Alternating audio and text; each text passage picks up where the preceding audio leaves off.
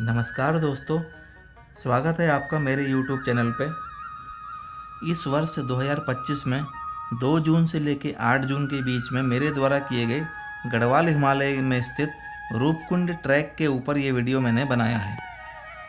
इस फोटो में आप रूपकुंड लेक को देख सकते हैं, जिसको कि द मिस्टीरियस स्केल्टन लेक के नाम से भी जाना जाता है।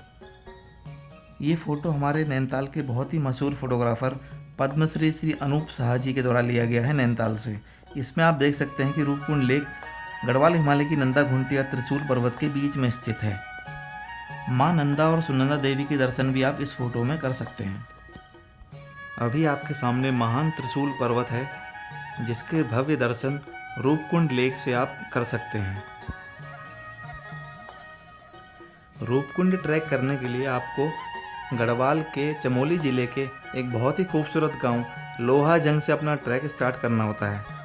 लोहाजंग आने के लिए आप वाया देहरादून ऋषिकेश भी आ सकते हैं और हल्द्वानी काठगोदाम से भी आ सकते हैं। मैंने अपना सफ़र हल्द्वानी से स्टार्ट किया था और सबसे पहले मैं 8 घंटे का सफ़र करके करीब 230 किलोमीटर की जर्नी तय करके देवाल गाँव तक पहुँचा था। देवाल से फिर मैंने टैक्सी चेंज करी और करीब 15 से 20 किलोमीटर दूर लोहाजंग गाँव में पहुँचा। लोहाजंग गांव गढ़वाल हिमालय के बहुत सारे खूबसूरत ट्रैक्स का बेस कैंप भी है। यहाँ से आप ब्रह्मताल ट्रैक, रूपकुंड ट्रैक और रोंटी सेंडल ट्रैक भी कर सकते हैं। 2 जून को सुबह 8 बजे मैंने अपना सफ़र हल्द्वानी से शुरू किया और रात के 9 बजे के आसपास मैं लोहाजंग गांव तक पहुंचा था। हालांकि इतना टाइम हल्द्वानी से लोहाजंग पहुंचने में नहीं लगता है, लेकिन रास्ते में कैंची धाम के आसपास बहुत ज़्यादा जाम होने की वजह से मुझे इतना टाइम लगा। अभी फ्रेम में आपको दीदना गांव दिख रहा है, जो कि हमारा कल सुबह का कैंप साइट होने वाला था। और अभी आपके सामने ये नंदा घुंटी पीक्स दिख रही है। यहाँ से 6 किलोमीटर का ट्रैक है। 9 बजे स्टार्ट करेंगे, होपफुली 1 बजे तक हम वहाँ पहुँच जाएँ। इजी ट्रैक है आज का, आगे देखते हैं। ये है लोहाजंग गाँव और आज हमें जाना है इस तरफ। ये सामने दीदना विलेज, जूम करके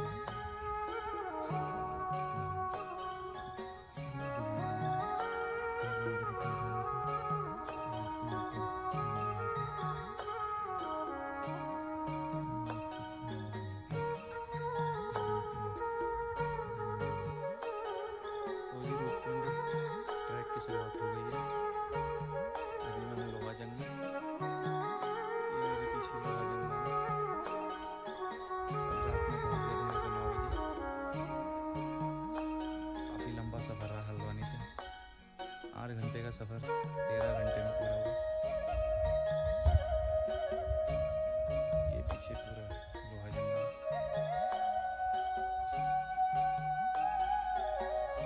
ये अपना है रास्ता।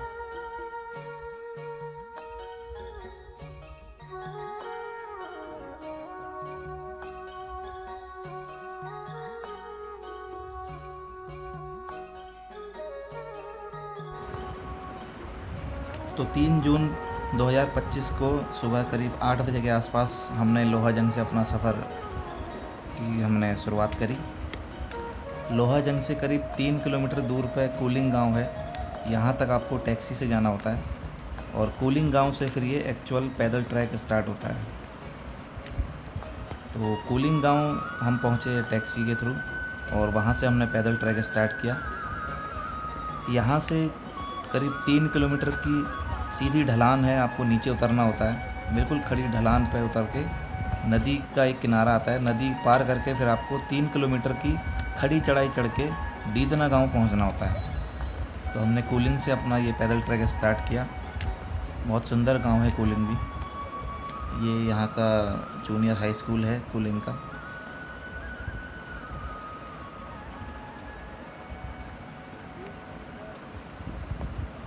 बिल्कुल खड़ी ढलान पे नीचे उतरना होता है यहाँ पे। हालांकि पत्थरों से और वैसे रास्ते बने हुए हैं।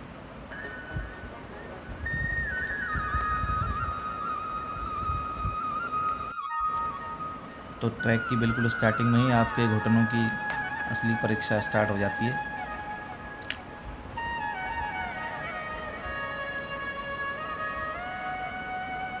ये हमारे गाइड रवि बिष्ट सबसे आगे,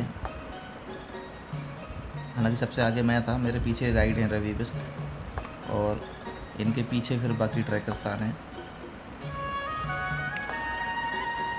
हमारा जो ट्रैकिंग का ग्रुप था करीब 20 लोगों का था, जिसमें से मैं अकेला उत्तराखंड से था और बाकी के 19 ट्रैकर जो थे वो बंगाल से थे। ये सारे कोलकाता से पहले हरिद्वार आए थे, हरिद्वार से ऋषिकेश होते हुए फिर ये लोग लोहाजंग पहुँचे थे और मैं अकेला हल्द्वानी से आया था। तो काफ़ी अच्छा लगा इन लोगों के साथ ट्रैक करने में।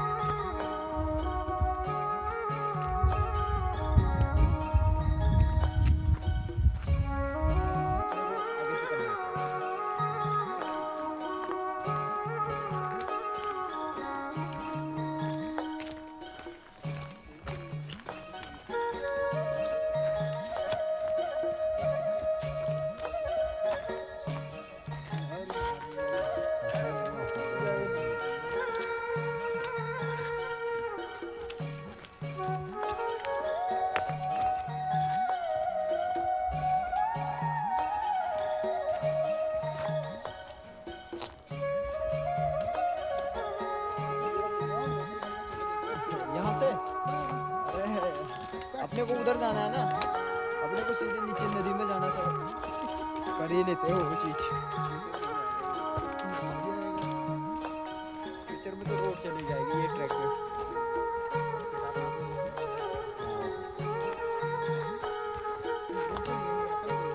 अच्छा रहता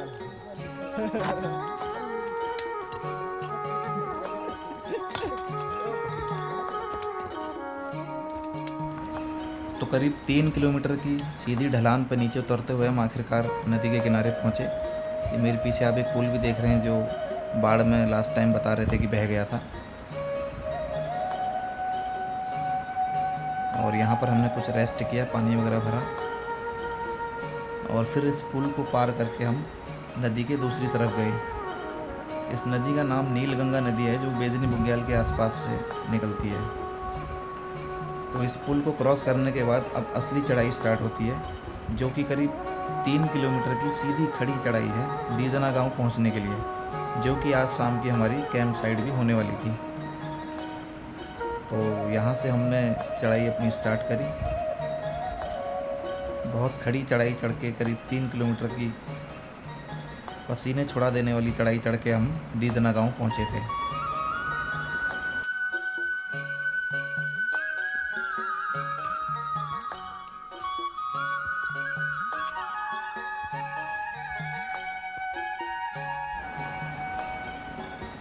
आप देख सकते हैं कैसे बिल्कुल सीधी खड़ी चढ़ाई है दीदना गांव के लिए। तो कुलिंग गांव से, जहां से हमने ये पैदल ट्रैक स्टार्ट किया था, वहां से दीदना गांव की जो टोटल डिस्टेंस है वो 6 किलोमीटर है, जिसमें 3 किलोमीटर आपको पहले नीचे ढलान में उतरना है और पुल क्रॉस करके फिर 3 किलोमीटर आपको सीधी खड़ी चढ़ाई चढ़नी है। तो बहुत ही थका देने वाला एक्सपीरियंस रहा ये।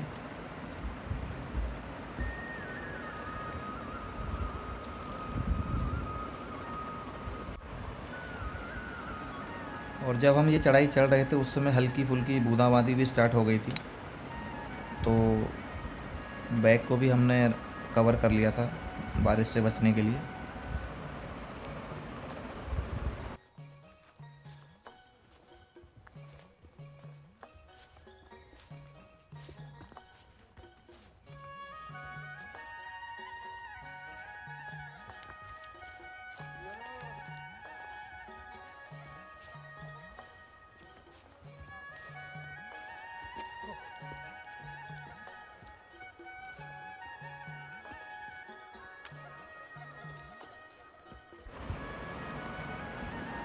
और आखिरकार हम दीदना गांव तक पहुंच गए।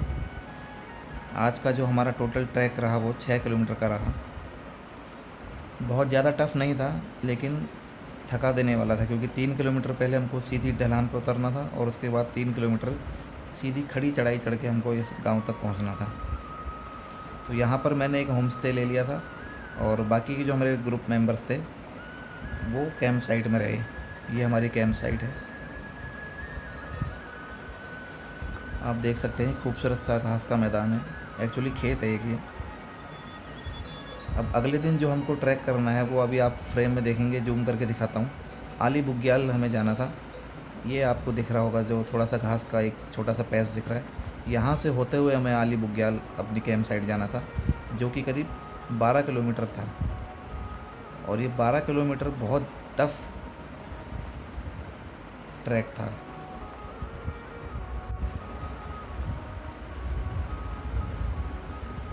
ये 12 किलोमीटर इस पूरे ट्रैक का सबसे थका देने वाला एक्सपीरियंस होने वाला था। ये खूबसूरत सा दीदना गांव, यहाँ आने के लिए अभी तक रोड नहीं बनी है, बट ऐसा गांव वालों ने बताया कि रोड अप्रूव हो गई है और आने वाले सालों में अब यहाँ तक रोड आ जाएगी, तो ये बेस कैंप हो जाएगा रूपकुंड ट्रैक के लिए। यहाँ से रूपकुंड ट्रैक स्टार्ट होगा आपसे। अगले दिन मॉर्निंग में मैंने एक छोटा सा गांव का टूर किया, दीदना गांव का। जब तक बाकी के ग्रुप मेंबर्स रेडी हो रहे थे तो मैंने सोचा चलो एक गांव का चक्कर लगा लिया जाए। और यहाँ पर एक पास में ही छोटी सी दुकान भी थी, तो वहाँ से मैंने सोचा कुछ खाने पीने का सामान जैसे कि बिस्किट वगैरह, कुछ चॉकलेट वगैरह अगर मिल जाए तो वो भी रख ली जाए रास्ते के लिए। हालांकि ये सब मुझे वहाँ मिला नहीं, बस एक कोल्ड ड्रिंक और एक छोटा सा बिस्कुट का पैकेट ही मिल पाया।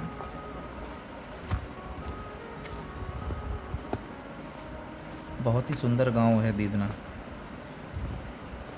यहाँ पर ज़्यादातर होम स्टे ही बने हुए हैं और कुछ लोकल लोग भी यहाँ रहते हैं जो छोटा मोटा खेती बाड़ी करते हैं। ये देखिए बहुत सारे होम स्टे यहाँ बने हुए हैं।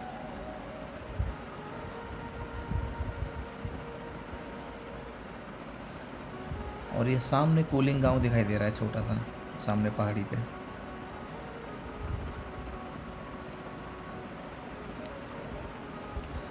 इस वाले होम स्टे में मैं रहा था।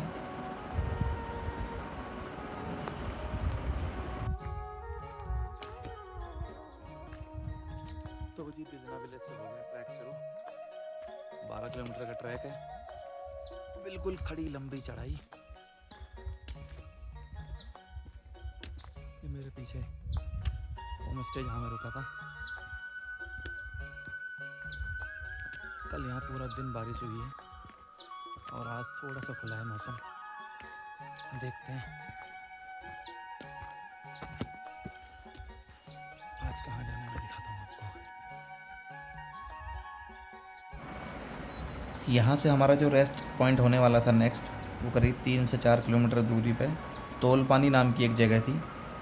और हमारे गाइड ने बताया था कि तोल पानी के बाद जो ट्रैक है वो बहुत ज़्यादा टफ़ हो जाएगा और बिल्कुल सीधी खड़ी चढ़ाई चढ़ के आपको करीब 6 किलोमीटर का ट्रैक करके एक ढाबा आता है वहाँ पे, उस ढाबे तक पहुँचना था। तो दीदना गांव से जो 9 किलोमीटर का ट्रैक करीब था वो बिल्कुल सीधी खड़ी चढ़ाई वाला था, जिसके बाद से फिर आली बुग्याल स्टार्ट हो जाता है।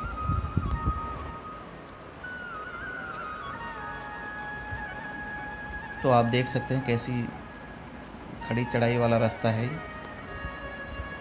और ये पूरा जो जंगल है वो बांज के पेड़ों का जंगल है और ये पत्ते गिरे हुए आपको दिख रहे हैं।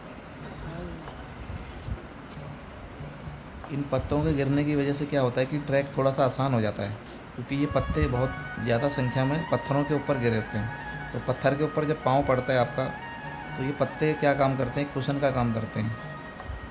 तो थोड़ा सा ट्रैक आसान हो जाता है अगर ये पत्ते पूरे ट्रैक पर ऐसे ही बिछे हुए हों तो। अदरवाइज़ क्या होता है, सिर्फ पत्थर का अगर ट्रैक हो तो पाँव पे काफ़ी जोर पड़ता है और बाद में शाम के टाइम पे जब आप रेस्ट करने लगेंगे तो पेन वगैरह काफ़ी होता है।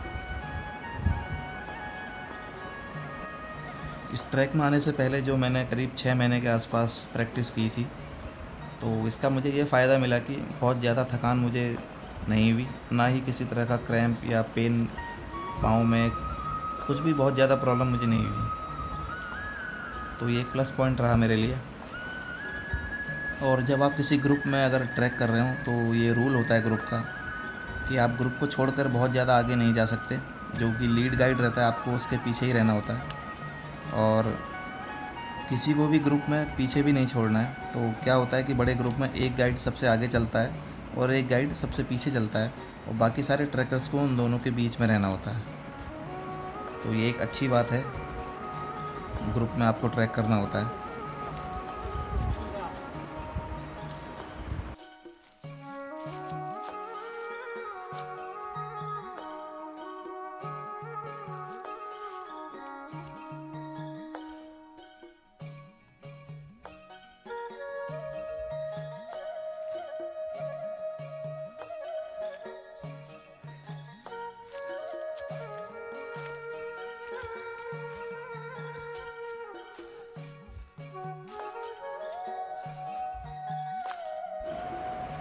रास्ते में एक पानी का स्रोत हमें मिला, बहुत ही मीठा पानी था, जहाँ पर पानी पीकर फिर हमने अपनी प्यास बुझाई। पूरे रास्ते इस ट्रैक में आपको इस तरह के पानी के स्रोत हमेशा मिलते रहेंगे, तो पानी की कोई कमी नहीं है इस ट्रैक में, जो कि एक बहुत अच्छी बात है। और ये अब हम पहुंच चुके हैं तोल पानी नाम की जगह पे। यहाँ पर आकर करीब 100-200 मीटर के लिए जो चढ़ाई वाला रास्ता था वो ख़त्म हो जाता है। ये हमारे लीड गाइड मेरे पीछे ब्लू जैकेट में, रवि बिस्ट। लेकिन तोल पानी के बाद असली खड़ी चढ़ाई स्टार्ट होती है, जो कि आपके पूरे शरीर को तोड़ के रख देती है। मुझे इस पूरे ट्रैक का जो सबसे टफ पार्ट लगा वो यही वाला पार्ट लगा। हालांकि जो टेक्निकल पार्ट जिसको कहेंगे, टेक्निकली जो टफ़ था वो सबसे आखिरी दिन था, जब हमें रूपकुंड सबमिट करना था पूरी स्नो के ऊपर। लेकिन थकाई के मामले में जो सबसे टफ पार्ट मुझे लगा वो यही वाला लगा। और ये अभी हम तोल पानी नाम की जगह पर पहुँचे हैं। यहाँ पर कुछ लोकल्स के हट वगैरह बने हुए हैं। ये लोकल्स वे लोग हैं जो अपनी भेड़ बकरियों को चराने के लिए ऊपर के बुग्यालों में जाते हैं और 6 महीने उन्हीं बुग्यालों में रहते हैं, और बीच बीच में यहाँ नीचे उतर के इन हट्स का यूज़ करते हैं। तो ये सारी जो भी हट्स बनी हुई हैं ये उन्हीं लोकल्स गांव वालों की बनी हुई हैं, भेड़ बकरी पालकों की। और ये तोल पानी नाम की जगह है। यहाँ पर आकर हमने थोड़ी देर रेस्ट किया और यहाँ से फिर आगे अपना सफ़र दोबारा स्टार्ट किया।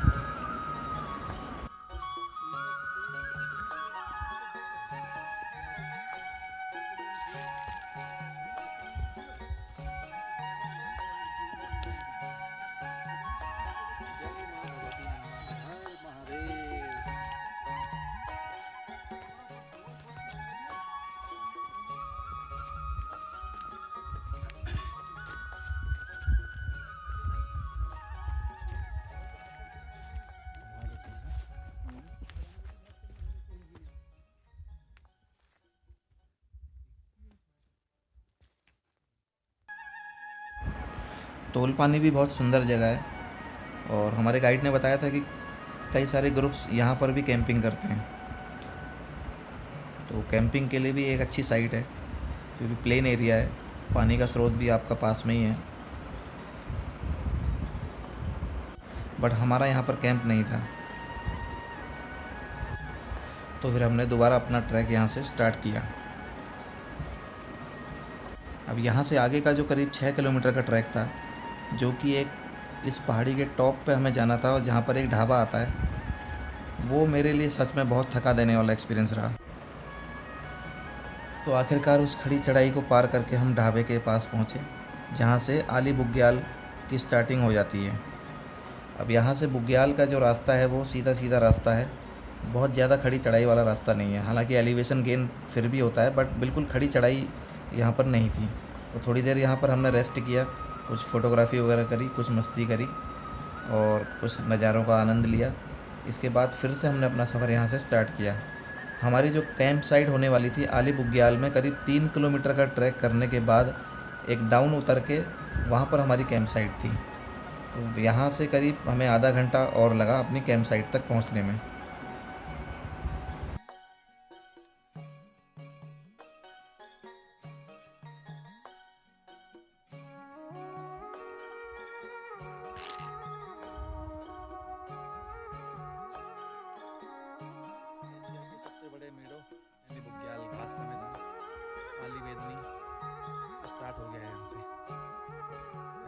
11,000 फीट की हाइट पे हैं और ये नीचे पूरा फॉग आ गया है। थोड़ी देर में यहाँ पर भी आ जाएगा पूरा fog। ये मेरे पीछे आली मेडो स्टार्ट हो गया है।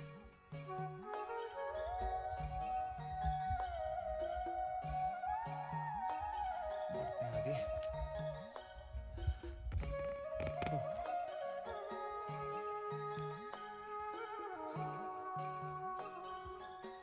उत्तराखंड मेरी मातृभूमि, मातृभूमि मेरी पितृभूमि, ओ भूमि तेरी जय जयकार, मेर हिमालय हिमालय तेरी जय जयकार, मेर हिमालय।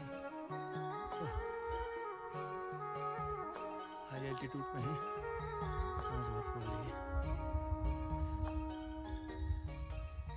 ये वो लास्ट में टॉप पे जाना है आज की कैंपिंग साइट। टोटल 12 किलोमीटर का ट्रैक किया है आज।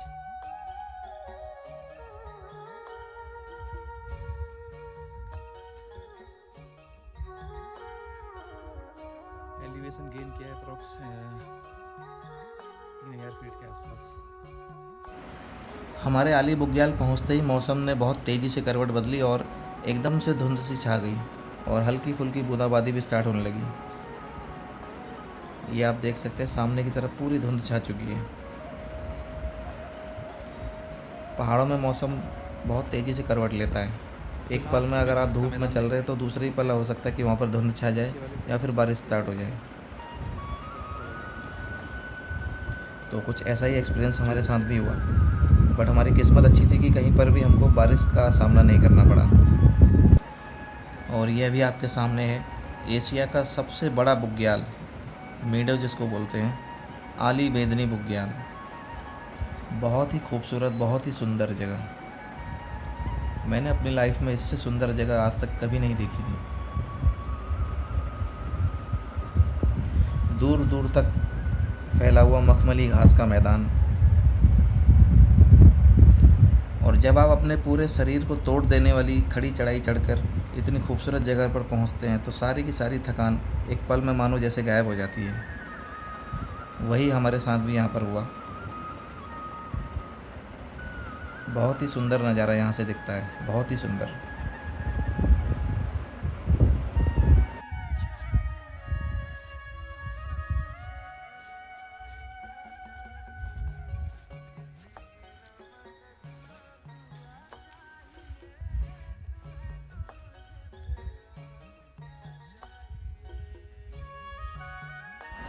और हमारे गाइड साहब ने भी बहुत मेरी मदद करी वीडियो और फ़ोटो वगैरह बनाने में। रवि बिस्ट बहुत अच्छे गाइड हैं। रूपकुंड ट्रैक के लिए आप इनको कांटेक्ट कर सकते हैं, आप मुझसे इनका नंबर ले सकते हैं। जिनको भी रूपकुंड या फिर ब्रह्मताल, सतोपंथ, गढ़वाल में अगर किसी को कोई ट्रैक करना हो तो आप इनको संपर्क कर सकते हैं। उत्तराखंड मेरी मातृभूमि, मातृभूमि मेरी पितृभूमि, ओ भूमि तेरी जय जयकारा, मेर हिमालय हिमालय तेरी जय जयकारा, मेर हिमालय। खर मुकुट तेरो यूं झलको, खर मुकुट तेरो यूं झलको, झलकी गाल गंगे की धारा, मेर हिमालय, झलकी गाल गंगे की धारा, मेर हिमालय।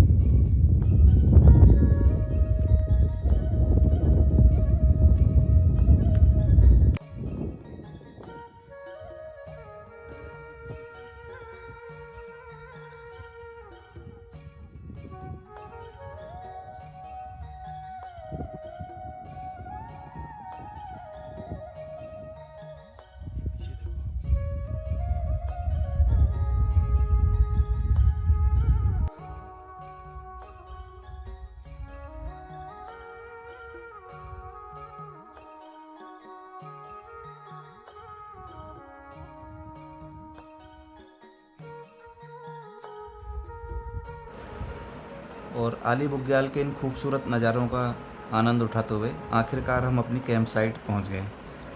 आली बुग्याल में ही करीब 200 मीटर डाउन उतरने के पर हमारी कैंप साइट आ जाती है। यहाँ पर हमने कैंप वगैरह लगाए और यहाँ से जो शाम का सनसेट का नज़ारा था वो बहुत ही सुंदर, बहुत ही खूबसूरत था। पूरा हिमालय हमको हमारी नज़रों के सामने था, जहाँ पर हम सनसेट होते हुए देख रहे थे। आप भी देखिए।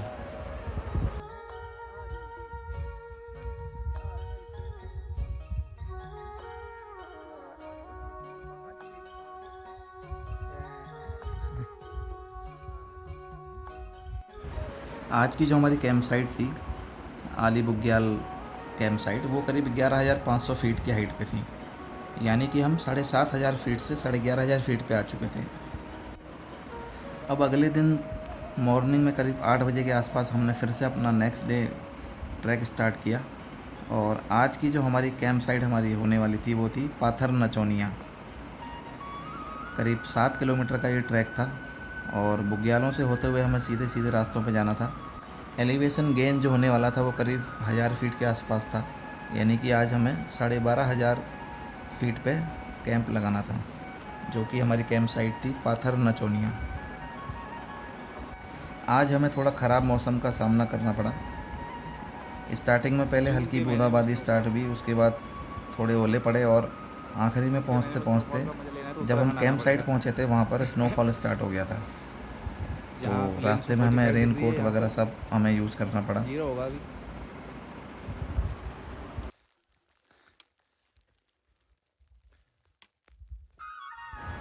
और ये आप देख सकते हैं हल्का हल्का स्नोफॉल।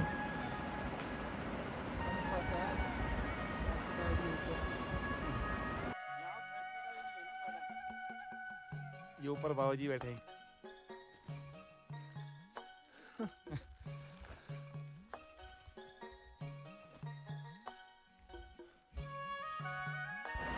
हालांकि इन रास्तों पर स्नोफॉल होना हमारे ट्रैक को मुश्किल बना सकता था, बट माँ नंदा की अच्छी कृपा रही कि बहुत ज़्यादा स्नोफॉल नहीं हुआ, बस थोड़ी देर के लिए हुआ और इसलिए बंद हो गया था। हालांकि जब हम कैंप साइट पहुंचने वाले थे उससे जस्ट पहले फिर से ये स्टार्ट हुआ और कैंप साइट तक पहुंचते पहुंचते काफ़ी तेज़ स्नोफॉल स्टार्ट हो गया था। बट फिर भी पूरे रास्ते भर मैं ये कहूँगा कि बहुत अच्छा हमारा सफ़र रहा। माँ नंदा की अच्छी कृपा रही, हमें कहीं पर भी ख़राब मौसम का सामना नहीं करना पड़ा। और ये हमारा सारा सामान खच्चरों के माध्यम से आता हुआ कैंप साइट तक।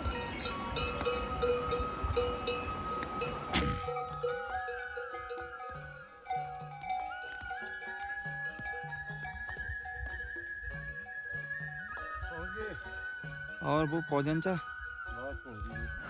और ये जैसे ही हम अपनी कैंप साइट पहुँचे, हमारी जो टीम थी वो पहले पहुँच चुकी थी और कैंप सेटअप उन्होंने स्टार्ट कर दिया था, बट बहुत तेज़ वहाँ पर स्नोफॉल स्टार्ट हो गया था। तो करीब 15 से 20 मिनट तक ये स्नोफॉल यहाँ पर होता रहा, बट हमारी टीम ने बहुत तेज़ी से और मुस्तैदी से जल्दी जल्दी टेंट सेटअप किए और हम अपने टेंटों में घुस गए।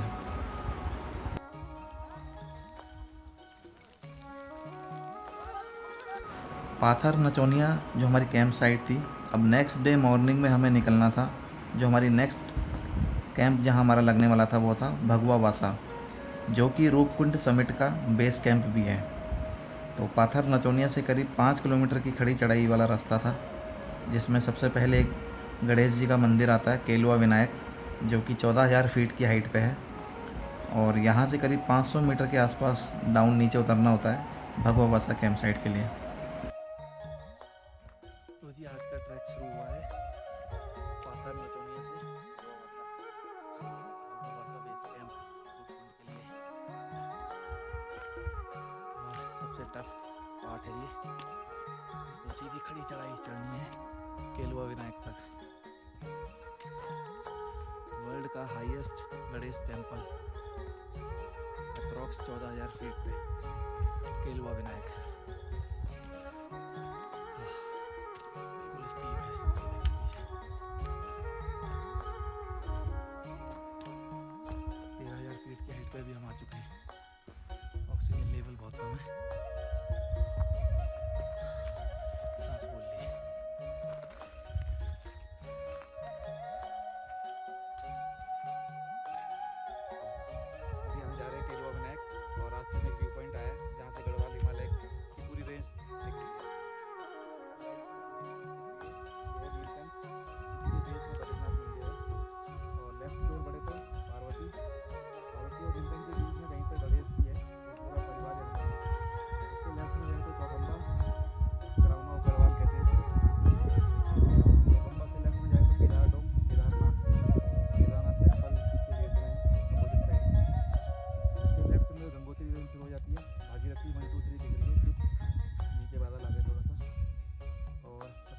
से यमुनोत्री रेंज सुंदरपूर तो गढ़वाल हिमालय पूरा बद्रीनाथ से लेकर यमुनोत्री तक सारा इस व्यू पॉइंट से दिख रहा है।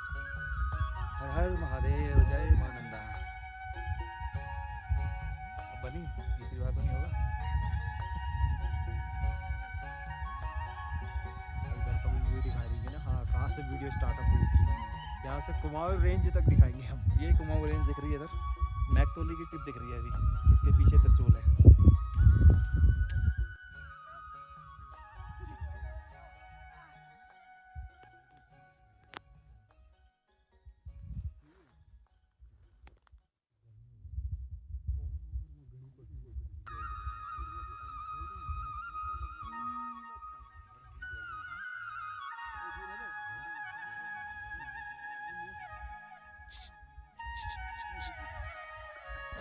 पाथर नचौनिया कैंप साइट से करीब 1-1.5 किलोमीटर चलने के बाद अब हमको सीधी बिल्कुल खड़ी चढ़ाई चढ़नी थी केलुआ विनायक मंदिर तक, जो कि 14,500 फीट की हाइट पर है। और अब हमें रास्ते में स्नो के कुछ पैचेस भी मिलने स्टार्ट हो गए थे, जो कि धूप की वजह से पिघलना स्टार्ट हो गए थे और उन पर चलना भी काफ़ी मुश्किल हो रहा था। काफ़ी फिसलन भरा रास्ता अब हो गया था आगे का हमारा। लेकिन इन फिसलन भरे रास्तों पर भी हमारे जो घोड़े खच्चर हैं वो हमारा सामान भगवा वासा कैंप साइट तक पहुंचाते हुए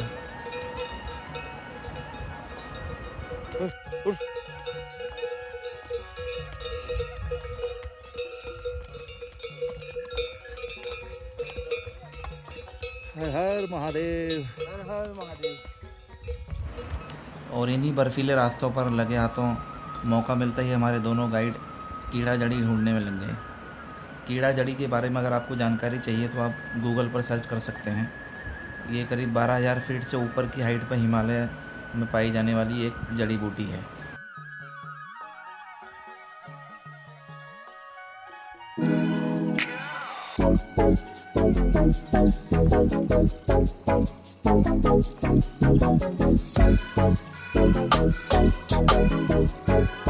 और ये देखिए किस तरह से ये ज़मीन के अंदर से इसको खोद के बहुत ही आराम से चारों तरफ से इसको खोदते हैं और फिर इसको निकालते हैं।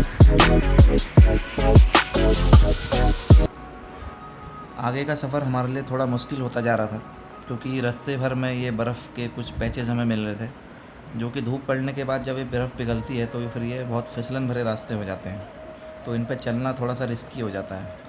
और एक तरफ हमारे पहाड़ था तो दूसरी तरफ खाई थी, तो अगर इन बर्फ़ के रास्तों पर अगर फिसल के अगर हम नीचे गिरें तो सीधे गहरी खाई में गिर सकते हैं। तो बहुत ही आराम से संभल के इन रास्तों पर आगे चलने की ज़रूरत थी। अब करीब केलुआ विनायक तक हमें इसी तरह के रास्ते पर आगे बढ़ना था।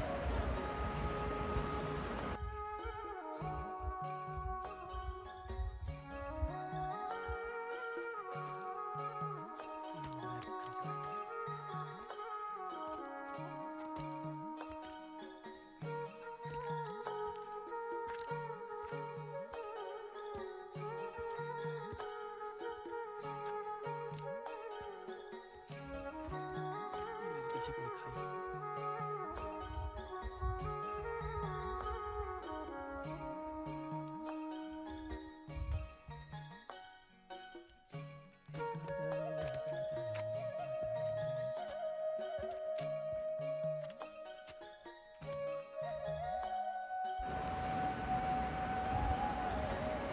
ये जो सामने की तरफ अभी एक पहाड़ी हमें दिख रही है, इसी पहाड़ी के टॉप पर है गणेश जी का मंदिर केलुआ विनायक, करीब 14,500 फीट की हाइट पर। और ये देखिए किस तरह से तीखी ढलान है इसके एक तरफ। अगर यहाँ पाँव फिसला तो आप सीधे नीचे गहरी खाई में गिर सकते हैं। और वो दूर कहीं आपको नीचे बुग्यालों के नीचे देखिए हमारी कैंप साइट दिख रही है, जो हमारी पिछली रात की कैंप साइट थी, पाथर नचौनिया। और इन टेढ़े मेढ़े रास्तों से होते हुए हम आगे बढ़े थे।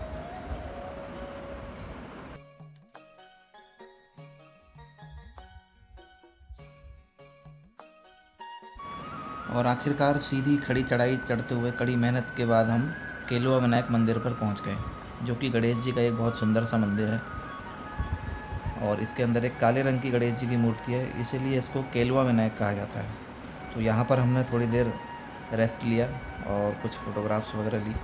इसके बाद हमने अपनी कैंप साइट के लिए आगे चलना स्टार्ट किया। यहाँ पर से आपको अब पूरा हिमालय बिल्कुल आपकी नज़रों के सामने दिखता है। नंदा घुंटी अभी सामने है और ये बादलों के पीछे छिपा हुआ है त्रिशूल पर्वत। और ये हमारी अब आखिरी कैंप साइट जो कि भगवावासा है, रूपकुंड का बेस कैंप इसको मान सकते हैं, क्योंकि यहाँ पर से ही आपको रूपकुंड समिट करना होता है। तो पूरा बर्फ़ के ऊपर ये हमारा कैंप लगा हुआ है। कुछ गवर्नमेंट के हट भी यहाँ पर बने हुए हैं जिसको हमने किचन के रूप में यूज़ किया। और ये मेरा सामने छोटा सा टैंक। अगले दिन सुबह 4 बजे अंधेरे में ही हमने रूपकुंड के लिए अपना समिट स्टार्ट किया। और आगे का रास्ता काफ़ी मुश्किल भरा था, बहुत ज़्यादा स्नो अक्यूमुलेट हो गई थी पूरे रास्ते भर में। और हमारे गाइड को आगे रास्ता क्लियर करते हुए रास्ता बनाना पड़ रहा था। ये देखिए किस तरह से गाइड इन बर्फीले रास्तों पर हमारे लिए रास्ता बना रहा है और उसके बनाए रास्तों पर भी हमें आगे बढ़ना था। तो इस तरह से काफ़ी मुश्किलों का सामना करते हुए और बहुत ज़्यादा रिस्क लेते हुए हम आखिरकार रूपकुंड तक पहुँचे। अभी जो सामने आपको एक ये चोटी दिखाई दे रही है, इसी के बेस में रूपकुंड है जहाँ पर हमें जाना था। और करीब 2 घंटे के आसपास हमें लगा रूपकुंड तक पहुँचने में। बिल्कुल रूपकुंड के पास हम नहीं जा पाए क्योंकि बहुत ज़्यादा रिस्की हो गया था और बहुत ज़्यादा बर्फ़ वहाँ पर जमी हुई थी। तो दूर से ही हमने रूपकुंड के दर्शन किए। और रूपकुंड से जो हिमालय की त्रिशूल और नंदा घुंटी चोटियाँ सामने दिखती हैं, वो नज़ारा मैं शायद ज़िंदगी में कभी नहीं भूल पाऊँगा। और ये सामने आप अब रूपकुंड देख रहे हैं नीचे। कंकालों की झील भी कहा जाता है इसे, द स्केलेटन लेक, क्योंकि ऐसा माना जाता है कि करीब 1000 के आसपास नर कंकाल इस झील के आसपास बिखरे हुए हैं। वो कहानी अगर आपको जाननी हो तो ये भी आप यूट्यूब पर सर्च कर सकते हैं। और ये सामने त्रिशूल पर्वत, महान त्रिशूल पर्वत। तो इस तरह से हमने अपना ये रूपकुंड समिट किया। और वापसी में फिर हमने लोहाजंग न उतरकर वान गाँव की तरफ से अपना डिसेंड किया। तो वान गाँव का लाटू देवता का मंदिर, जिनको नंदा देवी का धर्म भाई भी कहा जाता है, उनके मंदिर के हमने दर्शन किए। ये मेरे पीछे लाटू देवता का मंदिर है, ये आप देख सकते हैं इसका मेन गेट। तो इस तरह से हमारी रूपकुंड की यात्रा संपन्न हुई। अब आप इसमें आगे फ़ोटो के जरिए इस पूरे रूपकुंड ट्रैक की खूबसूरती का नज़ारा लीजिए और आनंद लीजिए। धन्यवाद।